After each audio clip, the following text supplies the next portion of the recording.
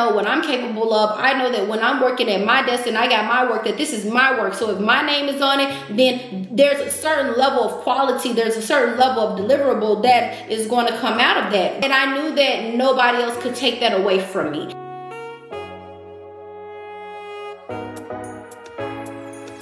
Hey girl, I see you came back for, what is this, part 3 of our corporate work life, young professional, post-undergrad, grad, type of series that we have here going on.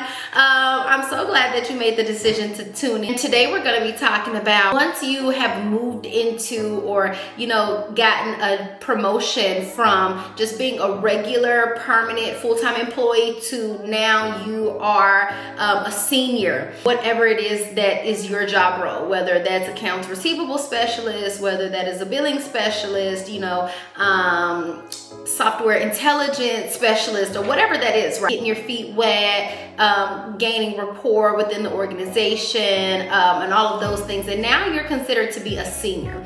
And contingent upon, whatever your hierarchy is or whatever your organizational structure is at your job, some of you guys may be considered junior or senior, and that's kind of like the same thing. And then some of you guys may be considered like senior, but also like team lead, and that may be the same thing, right? So just take this information and make it apply to wherever it fits within you and your organizational role. If you are new here and this is the very first video that you've clicked on in this series, girl, we are doing a series about, young professionalism and what it's like, after getting out of college. And you think, immediately after you get out of college, you're going to be making $40,000, $60,000, $50,000, and, you're really going to be working in that top 1% of jobs that our economy has to offer, contingent upon whatever your degree was in or whatever, your grad studies were in. So sometimes when we get out into the real world, and if you were like me and you really did not work in undergrad, these jobs are wanting 5+ years experience, 7+ years experience, and you're like, girl, where was that experience supposed to be coming from if I was sitting in my dorm studying all freaking weekday and all freaking weekend, okay? And in parts 1 and parts 2, we really kind of talked about just like the dating and flirting of all of the contract work and the contract agencies that are existing in today's society, not being able to just fill out a job application anymore and just get hired directly into the organization. But first there has to be kind of this trial period that is, are you a good fit for the company, and is the company a good fit for you? And that's really how we should think about it. But we talked about that a little bit and kind of some of the pros and cons of kind of being a contract worker. And then in part 2, we spoke about, being a permanent employee. So now you're a permanent employee, you're a salary worker, you have paid time off, you have certain benefits and, certain perks that you did not have when you were really just a contract worker. But we talked about, how you really can't be comfortable. You really have to hit the ground running hard. And some of the tips and tricks to kind of, prove that you are valuable or an asset, or that you have significant contributions to that company. And we really gave some really good tips and tricks in those videos. So girl, if that sounds like something that you need, if you have just recently graduated college and you're struggling and you find yourself in this same predicament, then I hope that you subscribe to the channel, girl. Make sure you press the notification button. It tells YouTube that this is a good video, that this is good content, that this is something that you want to hear more of, girl. And I am here to give it to you, baby. I have worked in a corporate professional setting for 7 years now, and that really doesn't include the time that I spent as an insurance agent, nor does that include the time that I worked at Honda Finance Company down in Atlanta. So I am Bianca. I am a young professional and I'm a mom of 2. I have 2 little boys, Jace and Tate. They're ages 2 and 4. I now lead a team or a group of individuals in my particular job role that I do. I already have a couple of other series going on YouTube right now. I have a series on, how to build your self-esteem, your self-confidence, how to pick yourself up or pick yourself back up from, a dark place, building your confidence. I have another series going on right now in regards to the weight loss book that I have on my website, its.beunca. And for new weight loss beginners, and you don't know how to lose weight, you don't know the first thing about losing weight, you don't even know where to start losing weight, I have videos about that. And then I was like, well, what else do I have to give the girls? What else can I offer the girls? And I was like, in my everyday job in real life, 9 to 5 every single day, I am working professionally in a professional setting. And I was like, well, let me just talk to the girls about that, right? Because I got some tips and tricks, I got some tea, literally, right? Literally and metaphorically, on ways, things that I wish that I did better, things that I wish that I did sooner, things that I wish I did more confidently, tips and tricks that I picked up along the way. And girl, I am here to share them with you. So if you haven't already, please like, comment, and subscribe. I would love to have you here, be a part of our girl chats. If you've had a similar experience, please feel free to comment down below. And girl, let's just get into it. So as always, y'all know I got my notebook, girl, my little talking points, just to make sure that I stick to the script as much as I can, because y'all know me and I can be a little winded. But let me sip this tea. Okay, so now that you have, gotten your feet wet, now that you have kind of, rubbed elbows with a few individuals, a few important people inside of the organization, whether they are in your department, whether they are in another department that you work closely with, whatever it is, now that you've raised your hand to say, I'll take that off your plate. Do you have something a little bit more complex that I could probably work on? Or, this is kind of a strong skill set of mine that I had, when I was in college or for my previous job. Do you have anything, or do you have any work or responsibilities, tasks or projects that are aligned with that? I would love to do that, right? So now that you've kind of done that, now that you've gone home and,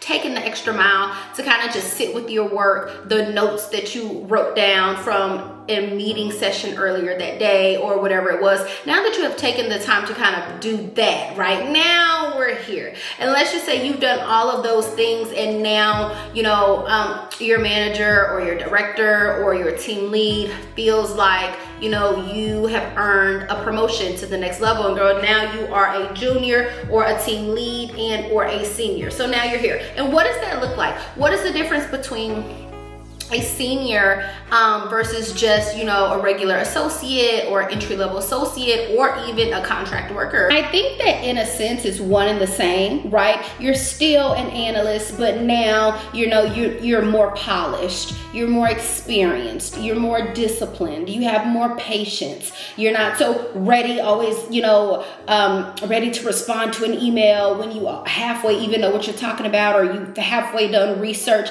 And matter of fact, let's start there.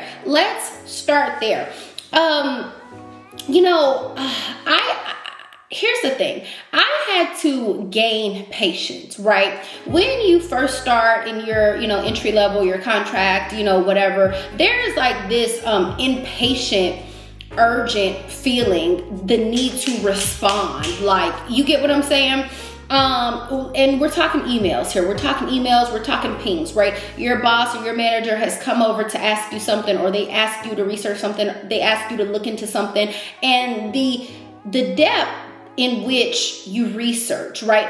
How much of a deep dive did you do to research, to go gain the answers, the facts, all of the information that was needed in order to holistically or respond to your supervisor, in full, right? All of those types of things. That's a really good place to start, actually. So I found myself when I was, contract worker, or when I was first hired on, not having researched the issue fully and thoroughly as I needed to set myself apart from, just the entry person, to consider myself to be a senior, right? So initially, right, at first. And what that turned into was, eventually, because I was taking my notes home and I was studying my notes, and then I would come back to work the next day and I would take time to connect the dots. And that's what we talked about in last video, right? So now I'm looking at the system, I'm actually in the system, I'm working on something, and I am, being able to piece together or connect the dots, like what's in my written notes versus what's in the system. And I've now done that several times over, and now I'm, looked at as a go-to person within our group, right? And I've established myself and consistently proven myself to be that go-to individual for 2 years now, right? We talked about having to perform within the role, for a good amount of time, right? In order for other individuals or, the people that are leading you to think that you can do that consistently day after day, and that is who you are, and that is how you perform in that role. You are able to have quality deliverables in that role, right? And so I think that, now, when you are a senior, right? The level and the expectation of research and response and output is the precedent, right?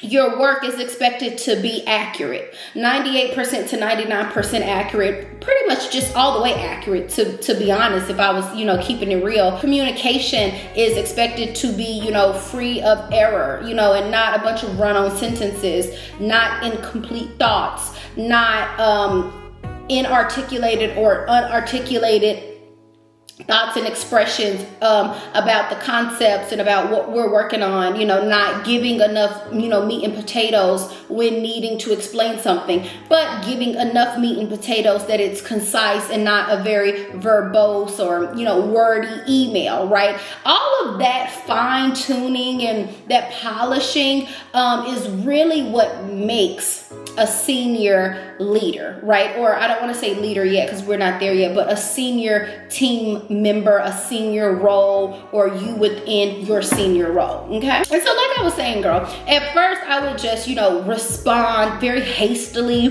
having only researched probably like half of what I was being asked to research, right? And it is when you just slow down a little bit and realize that, every question does not need an immediate response, that there is time in your 8-hour day, for you to sit and go look in this system and go look in that system and compare the information that's between them, jot down the similarities, jot down the differences, jot down your findings. What did you find? What does that mean? What do you think about it?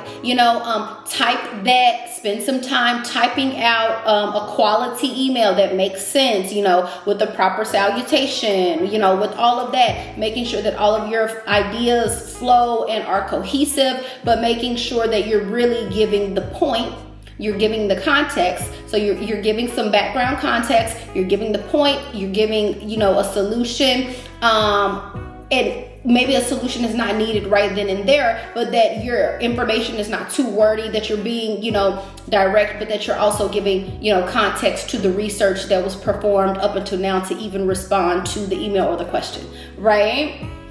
And so and I hope you guys don't mind my leg here. I don't know if that's really demure or not, girl. I've always been a really, I've always been, I consider myself to be, strong in the language arts. Probably not as strong as a lot of you guys, but, I definitely can diagram a sentence, okay? If you know what that means. Being able to go and do the research and, not feeling like you have to immediately respond, right?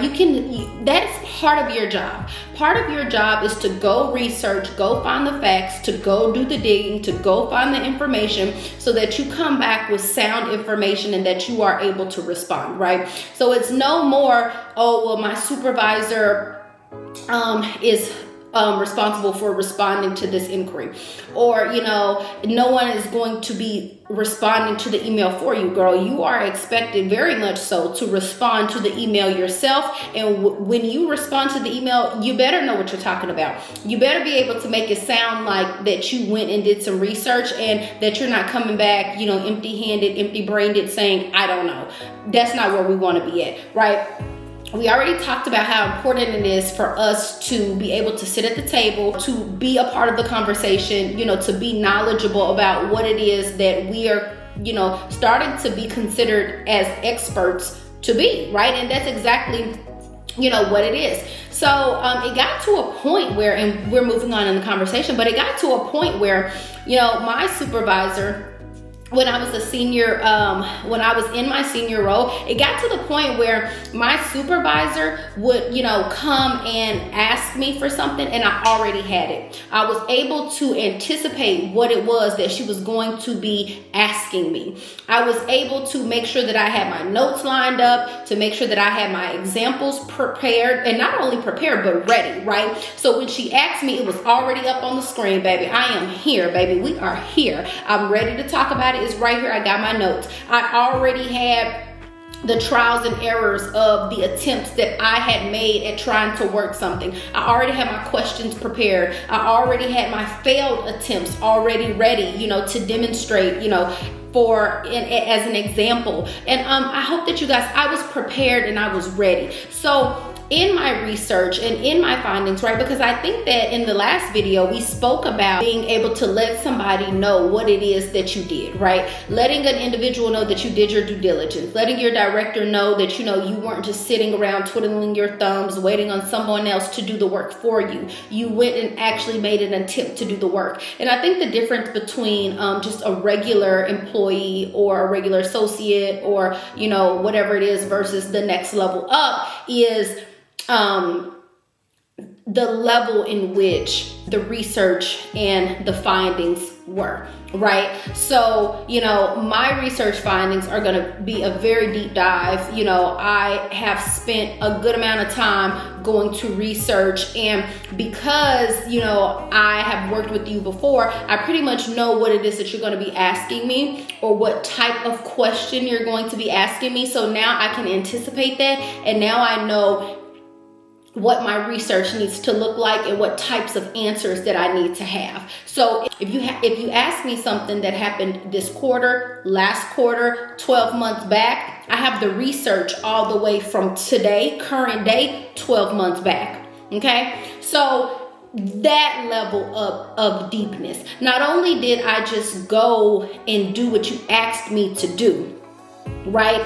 I did what you asked me to do, and I took it a step further. I did a little bit more, okay? I researched 12 months back so that if we were having to analyze or look at a trend or identify a pattern, right, or recognize similarities or dips or spikes or whatever it is, girl, I took it back that far, and I'm able to give it to you when you need it, and I'm prepared with examples, okay? So I think that's one thing that kind of differentiates between, a senior role representative or associate versus, just an entry level or, junior, again, contingent upon, how your organizational structure is set up. And then, I think that and I don't know if this is a positive or a negative, because it can definitely sometimes appear outwardly as a positive, but inwardly, and as time goes on, it can definitely feel like a burden, and it can definitely feel, not so good as one might think that it looks on the outside. And that is kind of what just naturally happens, what progressively happens as being a senior within a role. And that is helping others, making yourself available to help others. And we all know that, all of these jobs are fast paced. All of us are pretty much overworked. And in a lot of instances, some of us are underpaid. Some of us in our organizations don't even see year-over-year raises, or the raises that we do see are just pennies, while others of us who work in different organizations receive really large bonuses on the back end, right, for all of the work that was performed through the year. So whichever individual you are, or wherever that kind of fits you, I think that just kind of naturally the next kind of attribute of being a senior lead or a team lead in some capacity is having to train others, help develop others, help, train new hires who are coming in, show them the ropes. So not only are they sitting with you, not only are you having to work more slowly, Not only are you having to, talk and explain and talk through what you're doing, they're shadowing you. But then not only that, right, once you've done that for 1 or 2 months, now you're having to shadow that individual. And I think that is what can sometimes become a lot for lack of, upper level vocabulary. I think that can sometimes become a lot because, yes, I have my own workload responsibility. I have things that I have targets that I have to hit at the end of the month. I have deadlines that have to be met at the end of the quarter. We're working on special projects, I'm having to answer emails. I'm having to do all of these things. And on top of that, now I have to train you, I have to develop you, and I have to make sure that you understand what it is that you're doing, to at least appear to our supervisors, managers, directors that, we've done this. I've sat with you, someone took the time before a supervisor, right, to kind of show you the ropes, and to kind of hold your hand a little bit. And as a senior, that can be really inundating at a lot of the time. But you guys just have to remember, you've already proven that not only can you complete your work accurately, but you can complete your work accurately and timely, right? You can complete your work accurately, timely, and you have done a very deep dive and very deep analysis, and you're coming back with, facts and, very valuable information. So that level and that expectation is already there. It's already been set. So we already know that you can do these things. So now we need you to do these things. And not only that, but we need you to duplicate yourself, to replicate, some of your skill set, or, to regurgitate some of that knowledge and pour that into another individual so that we can have more people like you on the team, right? And in a sense, on one end, it's a compliment, right? And on the other end, it's just really inundating. And woosah.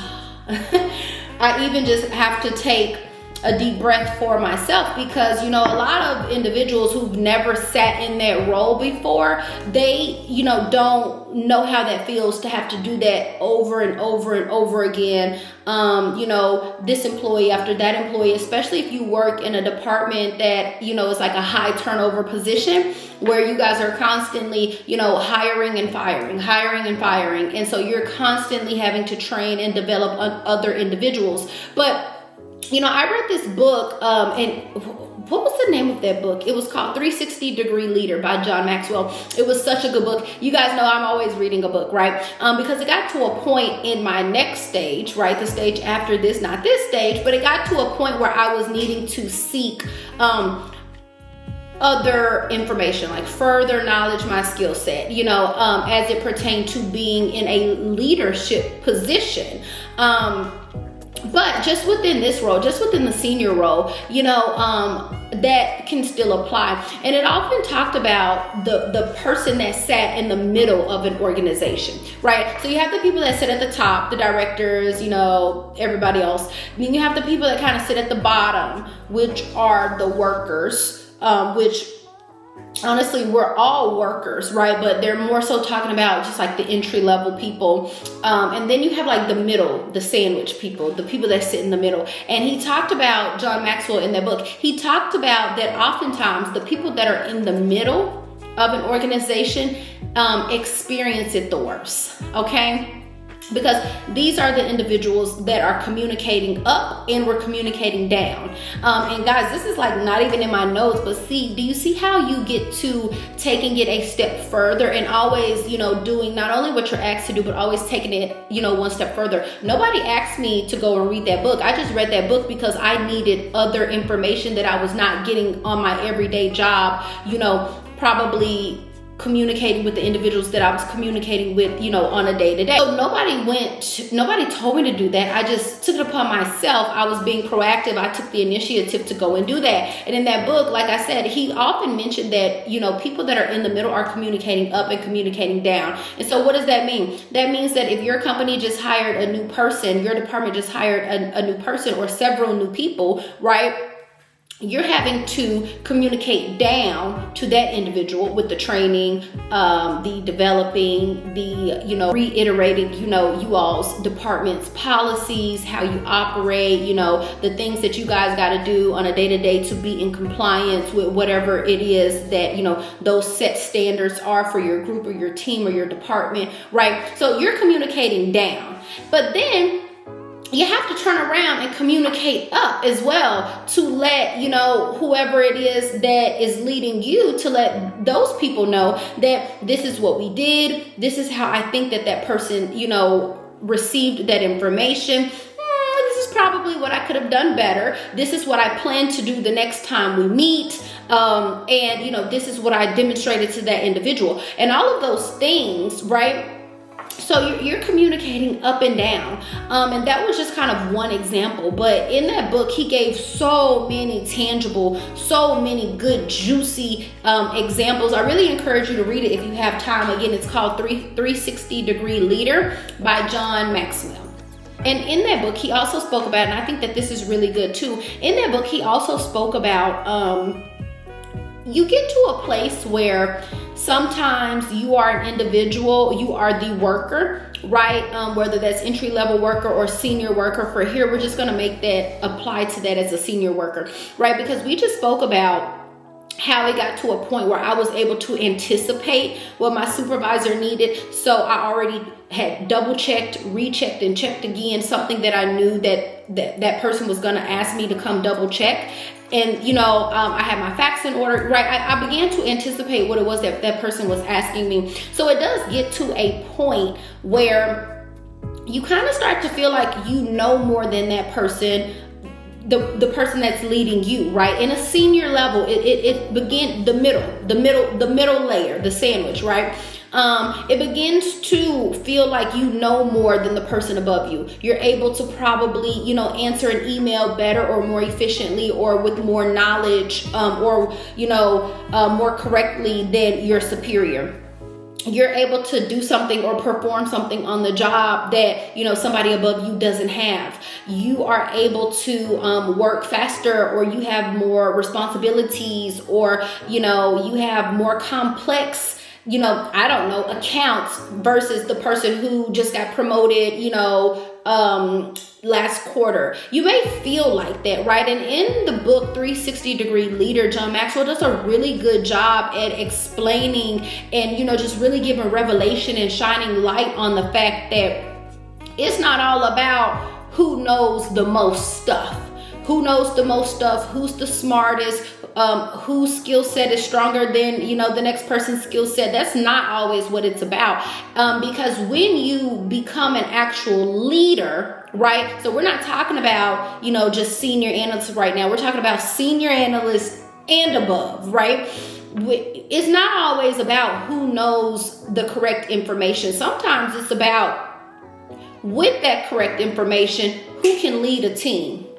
Who can establish a process? Who can, lead a group of people? So not just you as a senior, but other senior leaders and the folks that sit under y'all, right? So when you get to thinking about that top layer, or the layer of, supervisor, manager, leader, all of that, that is when you step into, people management, process improvement, and all of those things, which can sometimes in the middle layer feel like you're already doing that, and that you can do that better than the person that sits above you, or you do it better than the person that sits above you, or whatever it is. And I hope that this is making sense. I hope that you guys are keeping up with the flow of where we are. And just for you guys to remember that it is a team, right? It is a team. And when you think about your contribution to the team, right now, you're pretty much just kind of being asked to,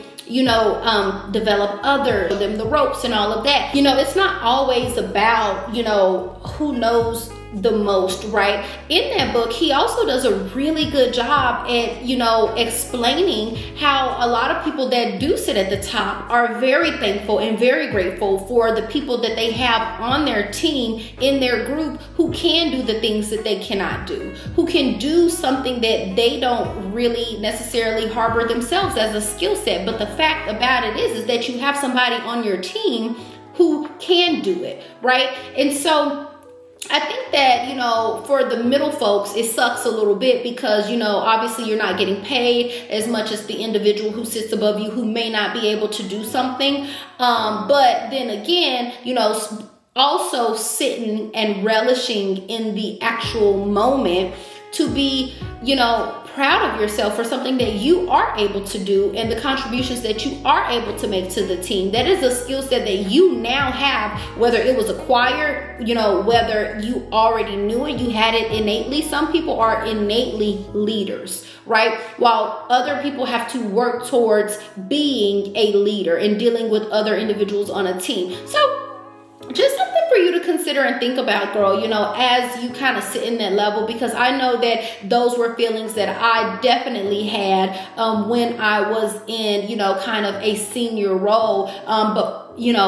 And there were some things that I really didn't realize until I got to the next level. And I'm sure as I keep going up and up, then there will be more layers of revelation, that come to me or are revealed to me, and I'm really looking forward to it. So I hope that I'm giving you some little tips and tricks, girl.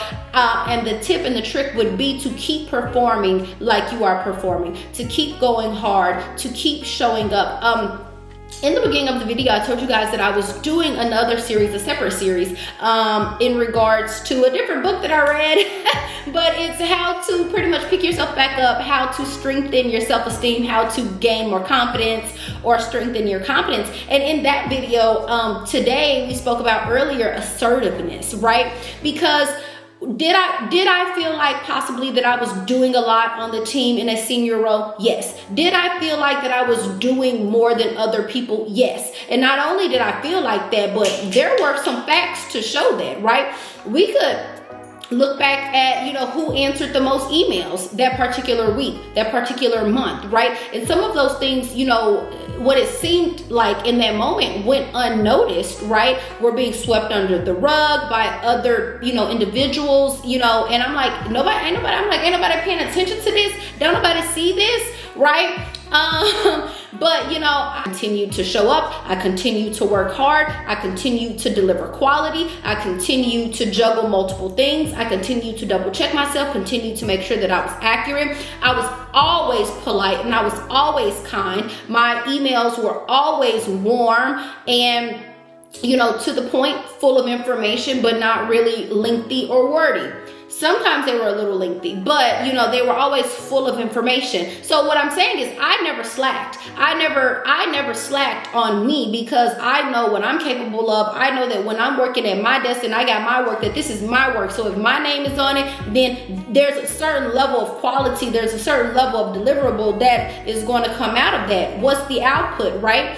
And I knew that nobody else could take that away from me, if that makes sense. And so what came out of that was, very high ratings at my job every year when it was time for a performance review, maybe a bonus, by my job or whatever like that. So, there were definitely positives that came out of that. I just know that, and then to actually back it up, as John Maxwell mentioned, it can suck sometimes being in that, middle layer, being the middle worker, having to communicate up and down. I don't know. The senior role may need a part 2. I don't know, guys. I don't know if I'm going to break this up and the senior role is going to get a part 2. I don't know, because on this back page that I just turned to, there's so much, like meaty stuff on here that I need to get to, that I don't know if I want to just jam pack it into this one video. And this one video is already 40 minutes long.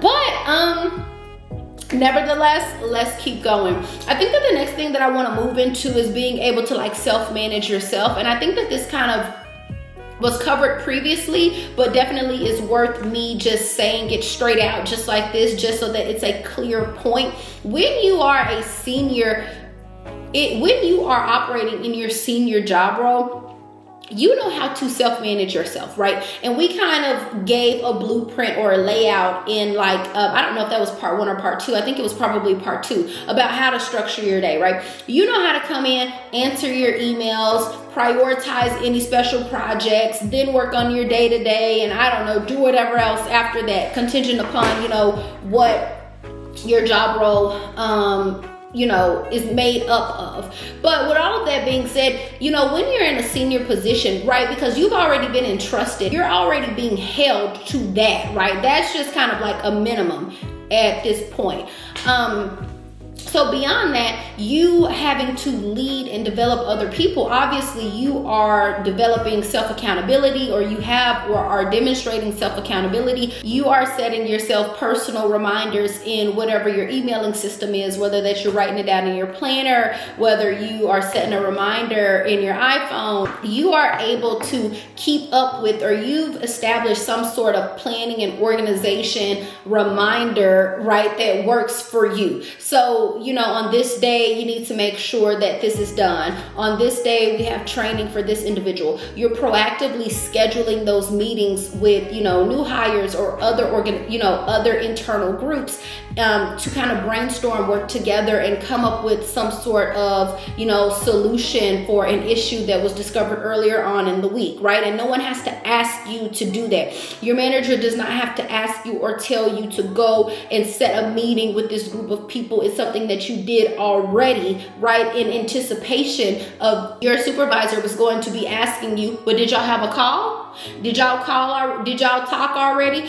And if you had a call, what did you talk about? And what were the results from that call, right? This is you kind of already being prepared. And so that was just something that I kind of wanted to mention and make sure that I pointed out specifically, was that now in your senior role, you are taking care of yourself, baby girl. You are managing yourself. You're managing your own time. You're managing your own task, and making sure that everything is completed by a deadline, but that you have also established a system to keep yourself on track. And like I said, whether that was, reminders, sticky notes, you're setting a reminder on your phone, writing it down, you're already having meetings with other individuals, you're already kind of working interchangeably with other groups to make sure that you guys get answers in anticipation for what your manager is going to ask you.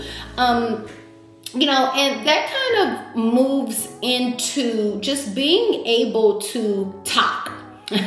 I obviously do that very well, okay? But it's something that I've always done. I've always been able to, my presentations were very, fluent.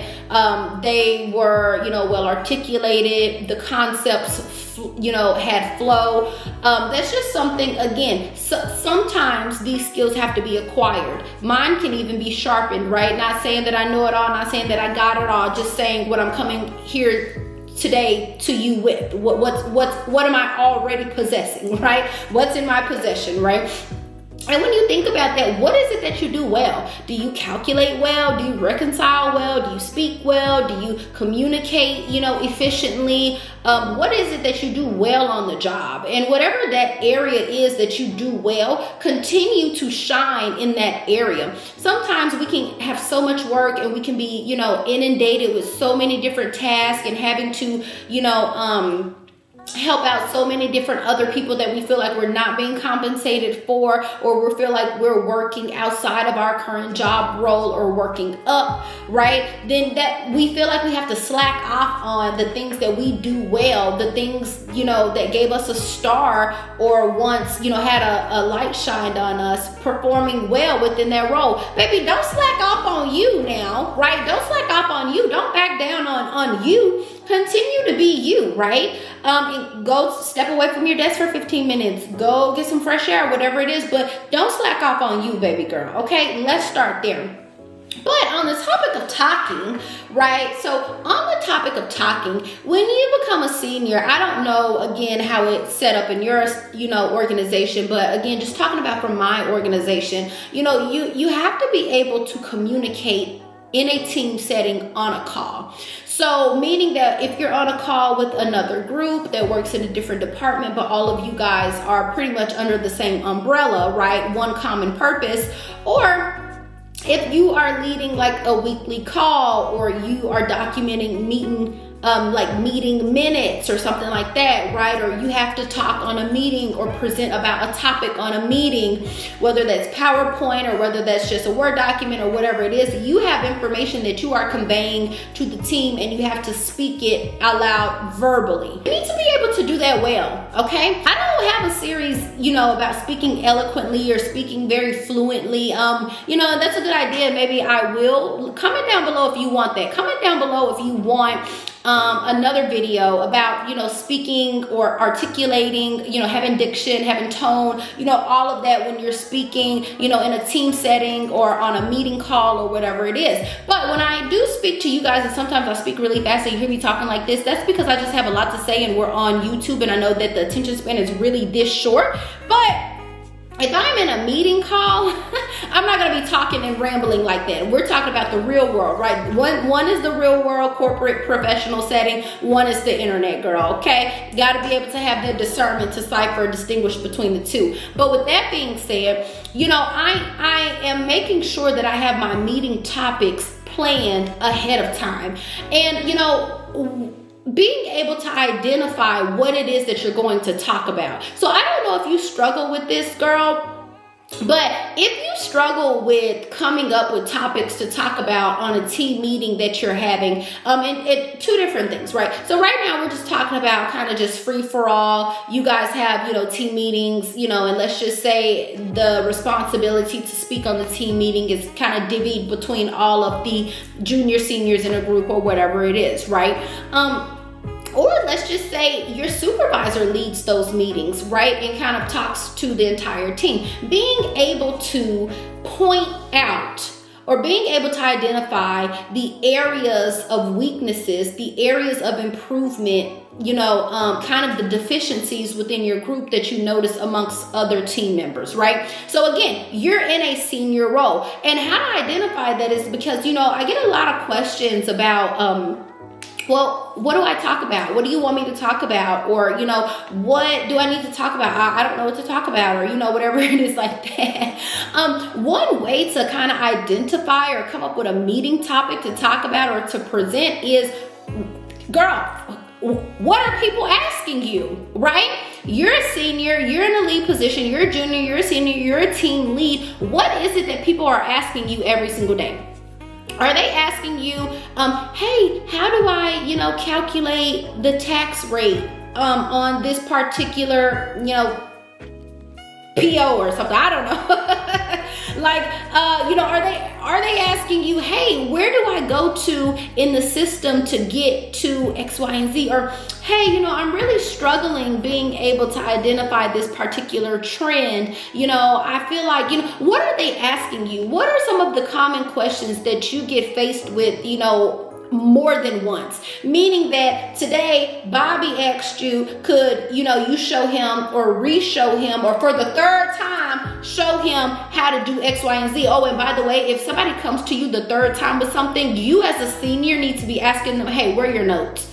Exactly, right? Because when we're talking, we're not wasting our breath. And that was a whole conversation that we had in part 2. So if y'all want to go check out part 2 about talking and not wasting your time, then go check that out. But if Bobby, comes to you a second time, because we're all human, and he asks you something, and then, you turn around the next day, and then, Kevin asks you something similar to what Bobby asked you, and you're like, okay, that is a topic and information that needs to be discussed on the team meeting. When you're on that team meeting, you need to have an example prepared. You need to have, your slideshow up. You need to have your system up, ready to share your screen, ready to talk through a live example, ready to give context, to give a solution, and to answer any questions if someone has questions, right?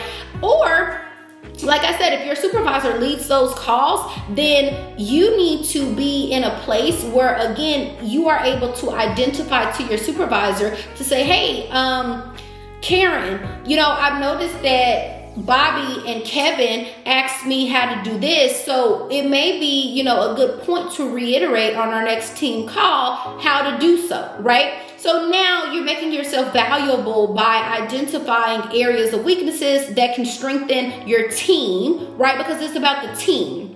That way, everybody and their mama is not coming to you asking you questions, right? So you got Matthew asking questions, right? Because when there's a level playing field and everybody is hands-on and privy to and knowledgeable of the same information, or at least are able to know where they can go to locate the information to read up on it for themselves. Because that's the thing, girl, you're a senior just because you're a senior, but that doesn't mean that you're doing your work and doing the work for everybody else. That's not what is helping to strengthen them as an analyst, or help to strengthen the team. You're not doing your work and doing their work. You're helping them to be able to find the information. You're sharing with them pro tips and knowledge, that you have gained thus far.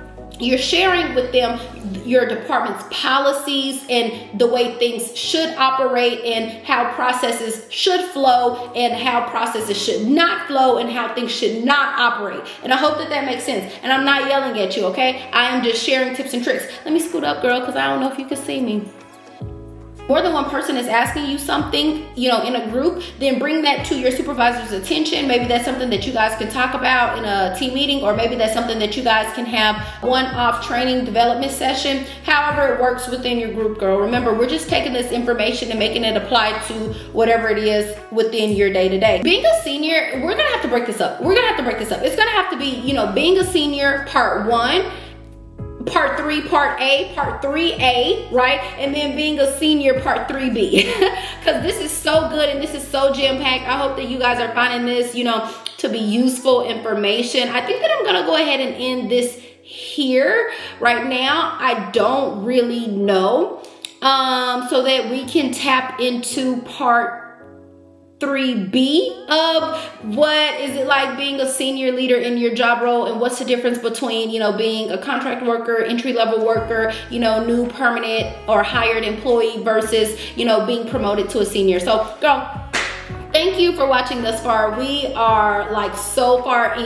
It is so much juice in this video. Again, thank you so much for watching this far. Please be sure to like, comment, and subscribe. Let me know something that you really enjoyed or some information that you took away from this video.